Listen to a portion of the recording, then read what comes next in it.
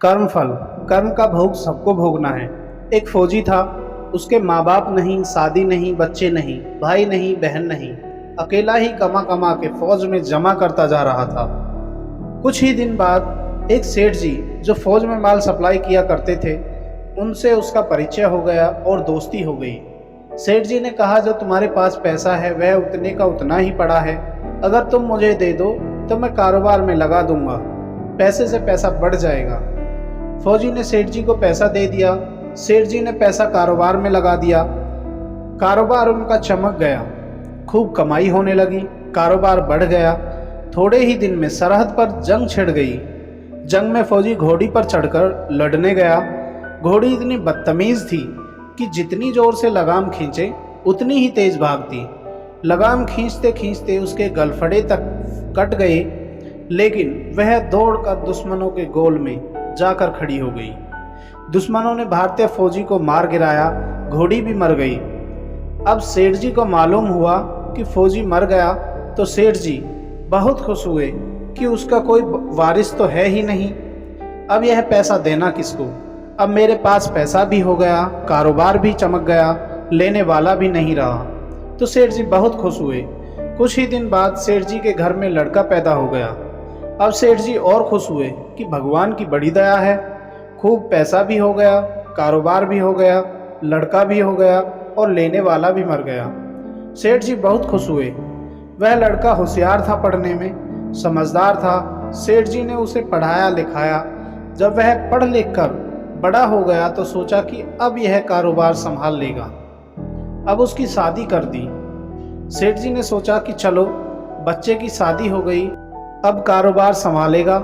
लेकिन कुछ ही दिन के बाद बच्चे की तबीयत खराब हो गई। अब सेठ जी डॉक्टर के पास, हकीम के पास, वैद्य के पास दौड़ रहे हैं। वैद्य जी जो दे रहे हैं, दवा खिला रहे हैं और दवा असर नहीं कर रही है।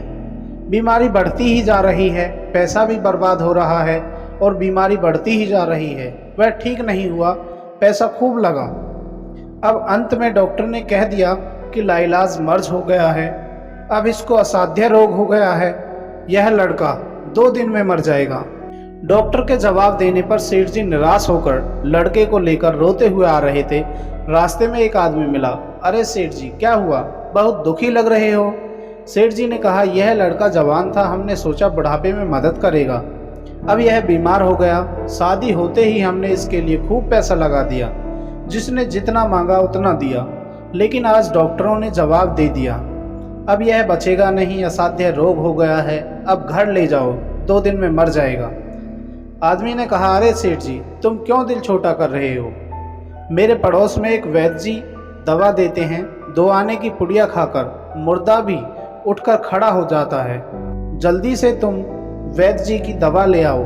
सेठ जी दौड़ कर गए, 2 आने की पुड़िया ले आए, लड़के को खिलाई। लड़का पुड़िया खाते ही मर गया। अब सेठ जी रो रहे हैं, सेठानी भी रो रही है और घर में बहुरानी और पूरा गांव भी रो रहा है। गांव में शोर मच गया कि सेठ जी की कमर जवानी में टूट गई। सब लोग रो रहे हैं। तभी एक महात्मा जी आ गए। उन्होंने कहा, भाई क्यों रोना धोना? लोग बोले, इस सेठ का एक ही जवान लड़का था, वह भी मर गया, इसलिए सब रो रहे हैं, सब दुखी हो रहे हैं। महात्मा जी बोले, सेठ जी रोना क्यों? सेठ जी बोले, महात्मा, जिसका जवान बेटा मर जाए वह रोएगा नहीं तो क्या करेगा? महात्मा ने कहा, तो आपको क्यों रोना? सेठ, मेरा बेटा मरा है इसलिए। महात्मा, उस दिन तो आप बहुत खुश थे। सेठ, किस दिन? महात्मा, फौजी ने जिस दिन पैसा दिया था। हाँ, कारोबार के लिए पैसा मिला था तो खुशी तो थी। महात्मा, अरे उस दिन तो आपकी खुशी का ठिकाना ही नहीं था। सेठ, किस दिन?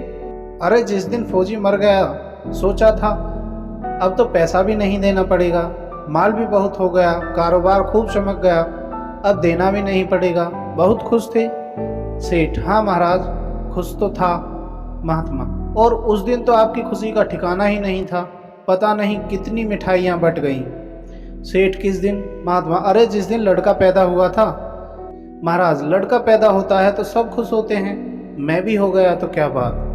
महात्मा, उस दिन तो खुशी से आपके पैर जमीन पर नहीं पड़ रहे थे। सेठ, किस दिन? महात्मा, अरे जिस दिन बेटा ब्याहने जा रहा था। सेठ, महाराज, बेटा ब्याहने जाता है तो हर आदमी खुश होता है, तो मैं भी खुश हो गया। महात्मा, जब इतनी बार खुश हो गए तो जरा सी बात के लिए क्यों रो रहे हो? सेठ, महाराज यह जरा सी बात है, जवान बेटा मर गया, यह जरा सी बात है। महात्मा, अरे सेठ जी, वही फौजी पैसा लेने बेटा बनकर आ गया। पढ़ने में, लिखने में, खाने में, पहनने में और शौक श्रृंगार में जितना लगाना था लगाया। शादी ब्याह में सब लग गया और ब्याज दर ब्याज लगाकर डॉक्टरों को दिलवा दिया। अब जब 2 आने पैसे बच गए, वह भी वैद्य जी को दिलवा दिए और पुड़िया खाकर चल दिया। अब कर्मों का लेना देना पूरा हुआ। सेठ जी ने कहा, हमारे साथ तो कर्मों का लेना था, तो जो हुआ सो हुआ, लेकिन वह जवान बहुरानी घर में रो रही है। जवानी में उसको धोखा देकर विधवा बनाकर चला गया, उसका क्या कसूर था? महात्मा बोले, यह वही घोड़ी है जिसने जवानी में उसको धोखा दिया था। दोस्तों, उम्मीद करता हूँ आपको ये कहानी पसंद आई होगी।